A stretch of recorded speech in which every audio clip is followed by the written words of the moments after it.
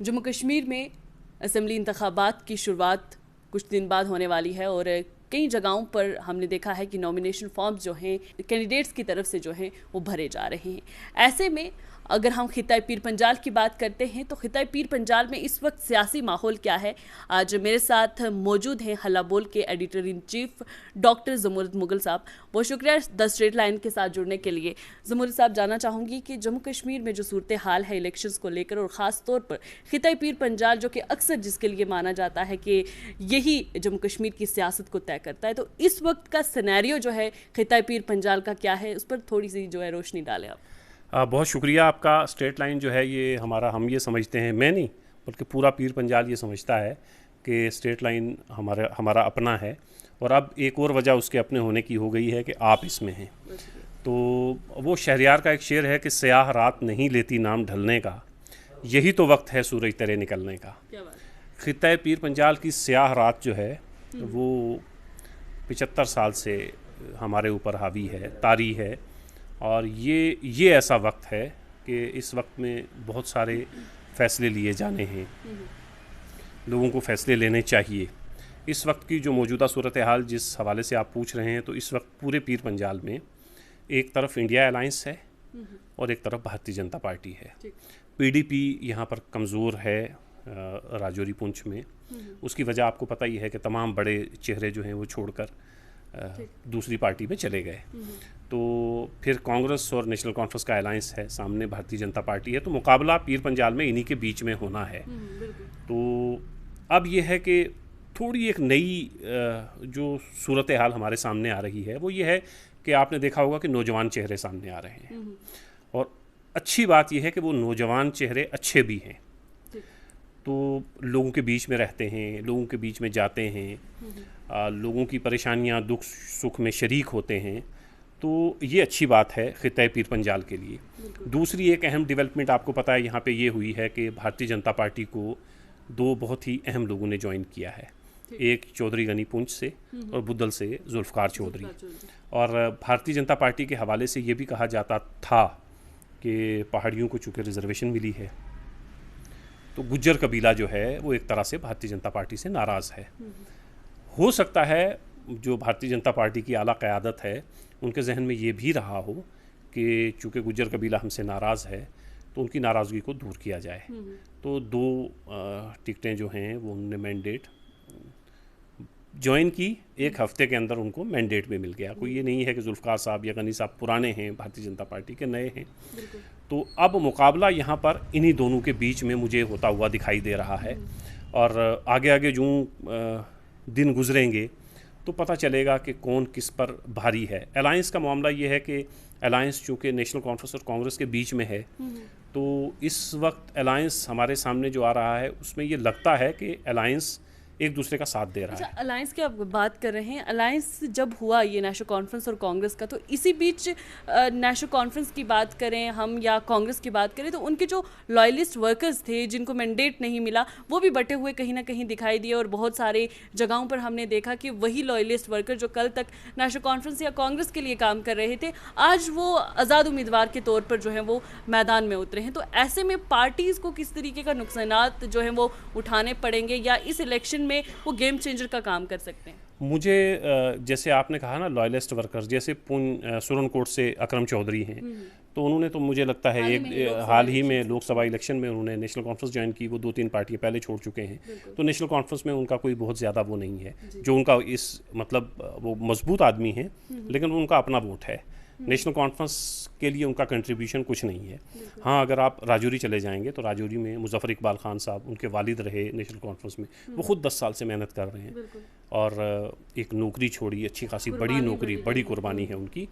तो उनके साथ अच्छा फिर जब मियां अल्ताफ़ साहब का इलेक्शन हुआ तो उन्होंने बहुत मेहनत की, उसमें कैंपेन की और जगह जगह जाके कैंपेन की। तो उससे मुझे लगता है कि उस सीट पर कुछ नुकसान हो सकता है बहसीत नेशनल कॉन्फ्रेंस जो उन्होंने अलग होकर अब इंडिपेंडेंट खड़े हो रहे हैं। लेकिन अगर आप इसके मुकाबले में फिर India alliance versus Bharatiya Janata party करेंगे ना तो उसमें ज़्यादा दरार है। अच्छा। भारतीय जनता पार्टी का अगर आप सुरनकोट देखें तो दो बड़े लोग जो भारतीय जनता पार्टी के अंदर थे, पहाड़ियों के दोनों बड़े चेहरे हैं दोनों मैदान में, सैयद मुश्ताक बुखारी और सोहेल मलिक।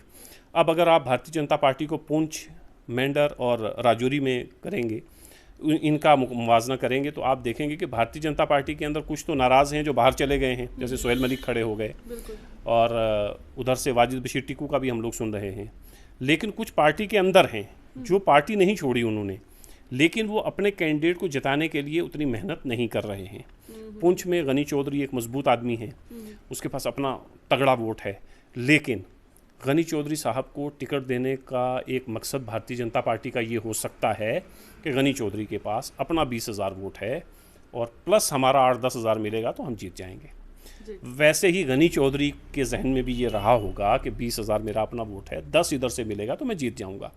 लेकिन गनी चौधरी की टिकट अनाउंस होती है तो गनी चौधरी भारतीय जनता पार्टी में जो कई सालों से हैं, 5 साल, 2 साल, 4 साल, 10 साल से, वो गनी साहब के साथ दिखाई नहीं दे रहे हैं। फॉर्मर एमएलसी शहनाज गनई कहीं नहीं दिखी हैं। चिश्ती साहब जो पार्टी डिस्ट्रिक्ट प्रेसिडेंट रहे हैं, वो कहीं, जिन्होंने डीडीसी का इलेक्शन लड़ा, गनी चौधरी से हारे भी, वो भी कहीं आपको दिखाई नहीं दे रहे हैं।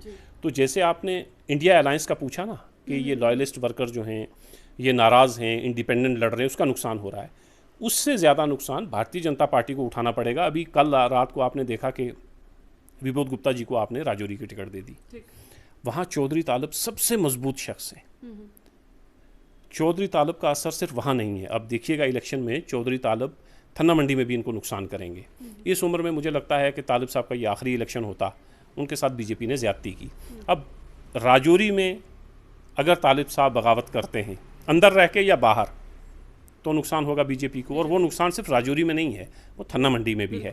ऐसा ही मुझे इस तरफ भी लग रहा है कि पार्टी से जो नाराज़ बाहर हैं, सोहेल मलिक वो तो है ही है ना, लेकिन जो पार्टी के अंदर हैं वो भी नहीं चाहते हैं कि सैयद मुश्ताक बुखारी जीते, वो भी नहीं चाहते हैं कि गनी चौधरी जीते, वो भी नहीं चाहते हैं कि एडवोकेट मुर्तज़ा खान जीते। तो इससे भारतीय जनता पार्टी अगले 20 दिन में कैसे निपटेगी, बाहर कैसे आएगी, ये भारतीय जनता पार्टी के लिए एक बड़ा चैलेंज होगा। और दूसरी तरफ अगर आप नेशनल कॉन्फ्रेंस और कांग्रेस को देखेंगे तो नेशनल कॉन्फ्रेंस और कांग्रेस का जो कैडर है ना, जैसे अकरम चौधरी सुरनकोट से बाहर हुए, लेकिन जो नेशनल कॉन्फ्रेंस का कैडर था वो वही नेशनल कॉन्फ्रेंस के साथ है और वो शाहनवाज चौधरी की कैंपेन कर रहा है। तो उधर उतना नुकसान नहीं है जितना नुकसान भारतीय जनता पार्टी को इस इलेक्शन में उठाना पड़ सकता है, अगर वो भर वक्त कुछ ऐसा नहीं करते हैं कि जो रूट के बाहर गए उनको मनाएं, उससे ज़्यादा जो अंदर रूठे हुए हैं उनको मनाना उनके लिए एक चैलेंज होगा।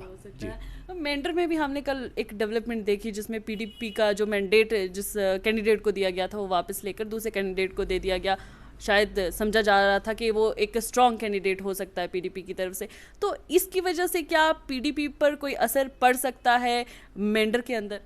देखें, पीडीपी को अगर राजौरी पुंछ पूरे में देखें ना, यही एक सीट है जो पीडीपी निकाल सकती है या जहां मुकाबले में है। अगर आप थन्ना मंडी चले जाएंगे, माफ़ करिएगा, थन्ना मंडी चले जाएंगे तो वहाँ भी अगर 3 पहाड़ी खड़े होते हैं तो एक तरफ कमर साहब आते हैं तो मुकाबला है, लेकिन यहाँ बड़ा सख्त मुकाबला देखा जा रहा था। तो ये तो कमाल है ना पीडीपी का, कि ये तो ऐसा हुआ ना कि किसी बच्चे को आपने चॉकलेट दिया, दूसरे बच्चे ने देख लिया तो दूसरा रोने लगा, तो आपने पहले वाले से चॉकलेट लेके उसको दे दिया। एक तारीखी मतलब तारीख रकम हुई है, मतलब ये तारीख रकम हुई है, या मतलब इसको आप ऐसे, मैं ये लफ्ज़ इस्तेमाल नहीं करता हूँ, कुछ और सोचूं, मतलब आप ये तारीख रकम क्या करें। इसमें तो ये लगता है कि बड़े नादान सी पार्टी है कि आपने एक मजबूत कैंडिडेट को पहले टिकट दी और फिर आपने उससे टिकट वापस ले ली। तो अब आप ये बताएं कि वो जिस बच्चे से चॉकलेट आपने वापस ले ली है ना, तो वो बच्चा जो है वो दूसरे बच्चे को तो नहीं खाने देगा। इसका नुकसान यकीनन आप देखिएगा, अगर आप पहले ही दे देते ना नदीम खान को टिकट, हालांकि वो एक बड़ा ख़ानदान है, वो उनके वालिद डिप्टी चीफ मिनिस्टर रहे हैं, उनका बड़ा असर है वहाँ, वोट है, लेकिन टिकट पहले मिल जाती। आपने टिकट दे दी मारूफ साहब को और वो नाराज़ हुए, वो सड़कों पर उतरे, उन्होंने कहा देखें जी हमारे साथ ज़्यादती हुई है, इमोशनल कार्ड खेलने की उन्होंने कोशिश की, लोग जुड़ना भी शुरू हुए। अब आपने उनको टिकट दे दी, अब इमोशनल कार्ड खेलना है मारूफ साहब ने, वो इमोशनल कार्ड से जो लोग आपके साथ जुड़े थे वो भी आपसे नाराज़ होंगे। तो पीडीपी को मुझे लगता है वहाँ पे नुकसान होगा। और जो मुकाबला मेंढर में पीडीपी वर्सेस एनसी देखा जा रहा था, अब एनसी वर्सेस कुछ और हो सकता है। अच्छा। हाँ, अच्छा, पुंछ राजौरी में हम देखा जिस तरीके से लोकसभा इंतखाबात में भी हमने देखा रिलीजियस कार्ड जो है वो खिला गया, और उसके साथ ही कास्ट पॉलिटिक्स तो पुंछ राजौरी में तो अक्सर होती है, ये नहीं ख़त्म होती। तो अब क्या लगता है कि इस बार का जो सिनेरियो है इसमें अलायंस भी है, उसके बाद भारतीय जनता पार्टी ने कैंडिडेट्स को जिस तरीके से मैंडेट दिया है, 2 दिन पहले ज्वाइन किया भारतीय जनता पार्टी को और कैंडिडेट भी मिल गया, तो किस तरीके का आपका सिनेरियो इस टाइम आपको लग रहा है कि जम्मू ख़ास तौर पर पुंछ राजौरी में इस बार कौन सा कार्ड जो है वो खेला जाएगा जिससे असेंबली इंतखाबात में भारतीय जनता पार्टी को फ़ायदा हो या नेशनल कॉन्फ्रेंस को या अलायंस को पूरे को फ़ायदा हो? देखिए, राजौरी पुंछ की अगर आप बात करें ना, ये आपने बिल्कुल ठीक फरमाया, चूँकि आप भी यहीं के हैं तो आप जानते हैं कास्ट पॉलिटिक्स तो है, लेकिन मैं इलेक्शन के दिनों में किसी अपने गुज्जर बकरवाल दोस्त के कहने पर वोट नहीं करूँगा, मैं किसी पहाड़ी कैंडिडेट को करूँगा, मेरा गुज्जर दोस्त किसी गुज्जर को कर देगा। ये है 10-15 दिन का खेल, इसके बाद फिर हम इकट्ठे होते हैं। लेकिन जो आपने दूसरी तरफ इशारा किया ना, जो रिलीजियस मामलात हैं, यहाँ हमने ऐसे लोग भी देखे हैं जो आपको झूठी हदीसें सुनाते हैं, झूठे कहानियाँ किससे सुनाते हैं। हमने ये भी देखा कि किसी को, माफ़ करे अल्लाह, पता नहीं ये जुमला बोलना भी चाहिए कि नहीं, किसी को रसूलुल्लाह सल्लल्लाहु अलैहि वसल्लम ख्वाब में आते हैं इलेक्शन से पहले, और किसी को कोई हमारे बुज़ुर्ग ख्वाब में आते हैं, अब्दुल कादिर जिलानी आते हैं, फ़लाँ आते हैं, वो ख्वाब में आके उनसे कहते हैं कि मैंने हाथ पकड़ लिया है, अब तू पार है। अच्छा, उसके बाद जब इलेक्शन हो जाता है, काउंटिंग हो जाती है, पता चलता है कि जिसका हाथ पकड़ के पार लगाने की कोशिश की थी वो 5वें-6ठे नंबर पे है ही नहीं। पार्लियामेंट के इलेक्शन में यहाँ पर मियाँ साहब बड़ी तादाद में वोट लिए, यहाँ से भी और उधर से भी। उसको आप इसके साथ जोड़कर इसलिए नहीं देख सकते कि मियाँ साहब की शख्सियत, ये अलग बात है कि वो एक रूहानी शख्सियत है, उस दरबार से जुड़े हुए लोग बहुत हैं और बहुत अकीदत है लोगों को, लेकिन साथ ही साथ मियाँ साहब की ये ख़ानदान की ये चौथी पीढ़ी है जो सियासत में आई है, मियाँ मेहर अली। मेहर अली को माइनस करें आप, इसको तो अभी नहीं गिनना है, बाद में देखेंगे। इससे अगर आप पीछे चले जाएं तो आप उस ख़ानदान के ऊपर सियासी तौर पर भी कोई उंगली नहीं उठा सकते। रूहानी तो है ही है, लेकिन सियासी भी उनके फैसले बर वक्त रहे हैं, ठीक रहे हैं, सियासी भी किसी को नुकसान पहुंचाने की उन्होंने कोशिश नहीं की है। तो वहाँ पीरी मुरीदी भी थी और वहाँ सियासत भी थी, दोनों चीज़ें थी। लेकिन कुछ लोग यकीनन राजौरी पुंछ में ये कार्ड खेलने की कोशिश कर रहे हैं कि मज़हब के नाम पे वोट मिले, बरादरी के नाम पे तो है ही, आपने कहा मज़हब के नाम पे वोट मिलने का नुकसान क्या होता है। मज़हब के नाम पे आपने एक मुल्क बनाया, उस मुल्क के 2 टुकड़े हुए और दोनों ममालिक का क्या हाल है ये आपके सामने है। अगर मज़हब के नाम पे बना हुआ मुल्क नहीं चल सकता तो मज़हब के नाम पे आपने यहाँ पे सरकारें भी बनाई हैं, ये जहाँ पे हम बैठे हैं यहाँ पे, तो मज़हब के नाम पे सरकार चल गई 10 साल, अब नहीं चल पा रही ना। तो मज़हब के नाम पे करने वाली चीज़ें जो हैं ये देर पा नहीं होती हैं। मैं गलत हो सकता हूँ इसमें, लेकिन मेरा अपना ज़ाती ख्याल है। वोट में आप यहाँ काफ़ी दिन से हैं, आप सब लोगों से मिल रहे हैं, देख रहे हैं। मैंने एक आपका इंटरव्यू देखा, आपने एक राजौरी पुंछ के किसी बड़े शख्स से पूछा कि भाई आपके इलाके का क्या हाल है, तो कोई जवाब नहीं था। कैसे जवाब हो जब आप यहाँ ये बैठ के ये कह रहे हैं ये सोफ़ा है, ये मोबाइल है, ये पेन है, तो अब मैं कैसे कहूँ कि ये पेन नहीं है। तो आपने ग्राउंड देखा ना, यहाँ डेवलपमेंट के नाम पर आपको भी कोशिश करनी चाहिए, हमें भी, सबको, कि लोगों को एजुकेट और अवेयर करें कि भाई डेवलपमेंट के नाम पे वोट दो। पुंछ में हमें क्या क्या चाहिए, राजौरी में हमें क्या क्या चाहिए। अब हमारे यहाँ डेवलपमेंट के नाम पर वोट हम देते नहीं हैं, उसके ऊपर सितम यह है कि कोई वोट मांगता भी नहीं है। अब हमने यहीं पे देखा कि एक एकलव्य मॉडल स्कूल आता है, वो आता है सुरनकोट के लिए। सुरनकोट के उस वक्त के एमएलए ये कहते हैं, वो वीडियो मौजूद है, मैं आपको भेज भी दूंगा, आप देखिएगा। सुरनकोट के एमएलए ये कहते हैं भरी महफिल में कि वो मैंने कहा कि हमारे पास जगह ही नहीं है। अब आप सुरनकोट की रहने वाली हैं, कल आपकी छोटी बहन, छोटा भाई, आपका कोई रिश्तेदार एकलव्य मॉडल स्कूल सुरनकोट के अंदर ही जाता। होना ये चाहिए था कि एमएलए मेंढर अपनी कोशिश करते, सुरनकोट अपनी करता, पुंछ अपनी करता, लेकिन हमारे एमएलए ने ये कहा कि हमारे पास जगह ही नहीं है। मैंने कह दिया हमारे पास जगह नहीं है, आप उधर बनाओ। ये हमारे सियासतदानों का हाल है। तो इस माहौल में एक उम्मीद की किरण ये है कि नौजवान सियासतदान आए हैं। आपने रात को देखा कि राजौरी से कांग्रेस ने बिल्कुल नौजवान से एक चेहरे को राजौरी से उसने टिकट दे दी, और आप देखिएगा कि मुकाबला उसी का होगा जिसके साथ भी होना है, हालांकि वो नौजवान चेहरा है ना। ऐसे ही रात को ही आपने उसी लिस्ट में देखा शाहनवाज चौधरी का सुप्रीम कोर्ट से नाम है। तो नौजवान चेहरे हमने देखा ना डीडीसी के इलेक्शन में, आपने भी देखा ना डीडीसी बीडीसी में जो नौजवान चेहरे आए, हाँ नहीं उन्होंने काम भी किया ना, भी डिलीवर भी किया। मतलब आपने सोहेल मलिक को बनाया, सोहेल मलिक ने डिलीवर किया, आपने शाहनवाज चौधरी को बनाया, शाहनवाज चौधरी ने डिलीवर किया, रियाज बशीर नाज को यहाँ से बनाया, उसने डिलीवर किया। आप मेडर चले जाएं तो इमरान ज़फ़र को आपने बनाया, उसने डिलीवर किया। तो नौजवान चेहरे जो हैं वो डिलीवर कर रहे हैं, और उम्मीदें हमें भी हैं और नौजवानों को भी हैं कि नौजवान फेसेस जो आए हैं उनको जो मौका मिला है थोड़ा बहुत उसमें काम किया है उन्होंने, जिसको मौका नहीं मिला है उसको मौका दें। अब आपने एक बार किसी को 2 बार 3 बार 4 बार आजमा लिया ना, अब 5वीं बार आजमाने से अच्छा है कि किसी नए चेहरे को आप सामने लाएं। और एक चीज़ और, मज़हब के नाम पे आपने बात की ना, एक बहुत इम्पॉर्टेंट बात है जिस पर बात होनी चाहिए, वो है मोरूसी सियासत जो है हमारी, कि मेरे दादा जो हैं, हाँ वो मेरे दादा जो हैं वो MP थे, MLA थे या बड़े पीर साहब थे, और फिर चूँकि मैं उनका पोता हूँ तो अब मुझे वोट मिलने चाहिए। होना ये चाहिए कि हमें ये देखना चाहिए कि कौन ऐसा शख्स है जो डेवलपमेंट कर सकता है, हमारी उम्मीदों पे हमारी रहनुमाई कर सकता है। तो अब मुझे लगता है कि आहिस्ता आहिस्ता जैसे नए चेहरे आए हैं, यही लोगों को एजुकेट भी कर रहे हैं, अवेयर भी कर रहे हैं कि भाई ठीक है, अगर कोई किसी का दादा बहुत बड़ा आदमी था, किसी का बाप बहुत बड़ा आदमी था, अगर उसके पोते में या उसके बेटे में सलाहियत है फिर तो ठीक है, लेकिन अगर सलाहियत नहीं है, क्राइटेरिया सिर्फ आप ये रखें कि किसी का दादा बड़ा था, किसी का बाप बड़ा था, तो वो बात मुझे लगता है नहीं बनती। हमने अभी मैंडेट के बारे में बात की थी, तो उसमें मैंने अभी तक जितने इंटरव्यूज़ भी किए, मैंने हमेशा हर लीडर से ये पूछने की कोशिश की कि डायनास्ट पॉलिटिक्स को आप किस तरीके से देखते हैं। क्योंकि हम अगर अपने जम्मू कश्मीर की बात करते हैं, नेशनल कॉन्फ्रेंस पर अक्सर इल्ज़ामात लगाए जाते हैं कि ये ख़ानदानी एक सियासत जो है वो चला रही हैं, PDP भी है। लोकसभा इंतखाबात में हमने देखा कि वो लीडरान जो कि जिन पर अब लोग या यकीन नहीं करते हैं या अब नहीं चाहते कि ये हमारी रहनुमाई करें, उन्होंने ऐसा किया है कि अपने जो आगे औलादे हैं उनको मैदान में उतारा है। हमारे पास बहुत सारे एग्जाम्पल्स हैं। और वही सवाल जब मैं असेंबली इंतखाबात के लिए मैंने किया कि डायनास्ट पॉलिटिक्स को छोड़कर आप जो है वो चेहरे नए क्यों नहीं ला सकते, तो उस पर उनका कोई माकूल जवाब नहीं था।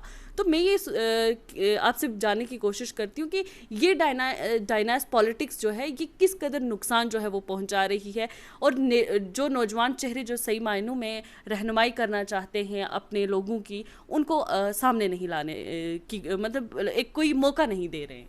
असल में थोड़ा हमारा जहन जो है ना वो ग़ुलाम जहन है, और हम उससे बाहर आने की कोशिश कर रहे हैं, लेकिन हमें आने नहीं दिया जा रहा। मैं आपको बहुत ईमानदारी के साथ एक बात कहूँ, आप इल्तिजा मुफ्ती की बात करें, आप इल्तिजा मुफ्ती को उस क्राइटेरिया में नहीं रख सकते हैं ना।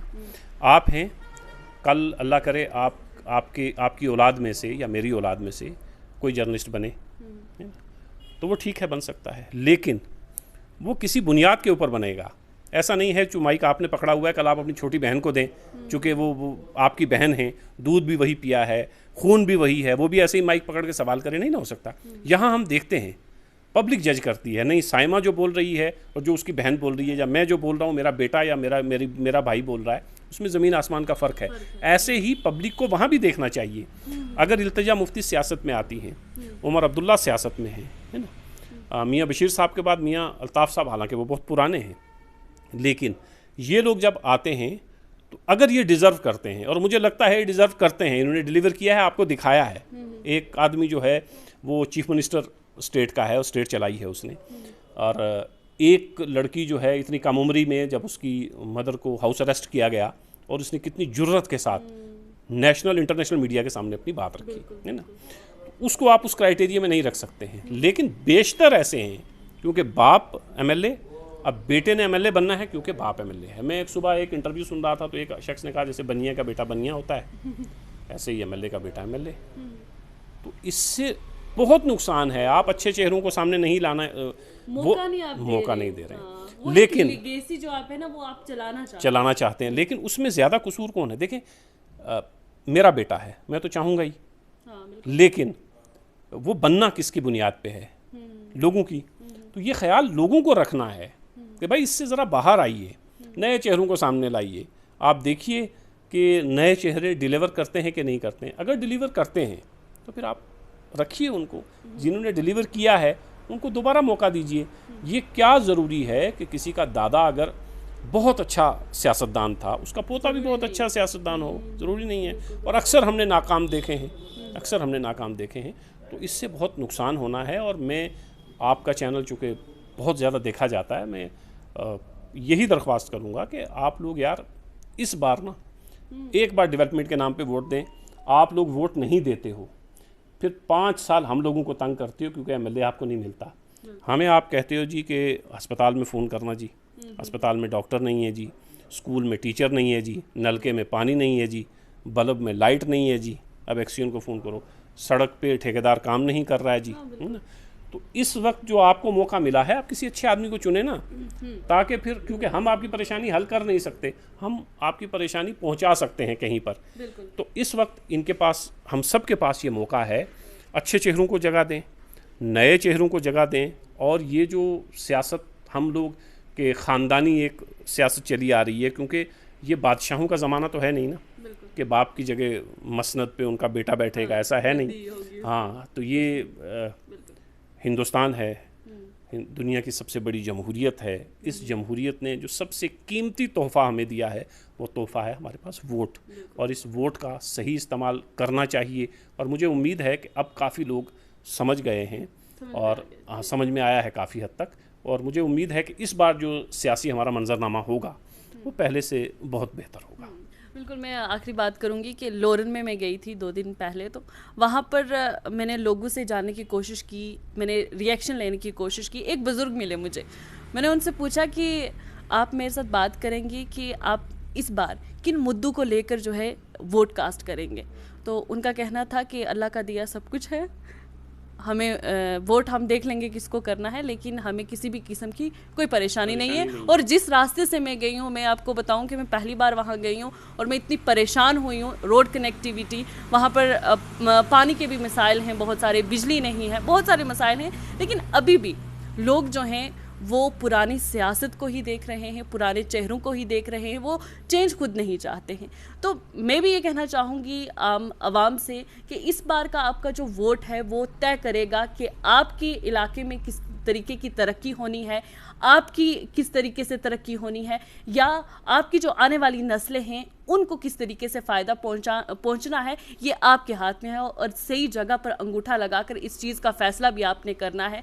बहरहाल सियासी जो जमातें होती हैं वो अक्सर अपने दावे जो हैं वो करती रहती हैं, वो अक्सर खोखले भी जो है वो नज़र आते हैं। इस वक्त तो आपके दरवाजे पर जा रही हैं, डोर टू डोर कैंपेन्स भी उनकी जानिब से चल रही है। लेकिन 8 अक्टूबर के लिए आपने क्या सोच के रखा है कि उस दिन जब नताइज आएंगे आपके हक में आएंगे, या उन सियासतदान के हक में जो एक बार आते हैं आपसे वोट लेकर फिर कभी अपनी जो सूरतें हैं वो नहीं दिखाते।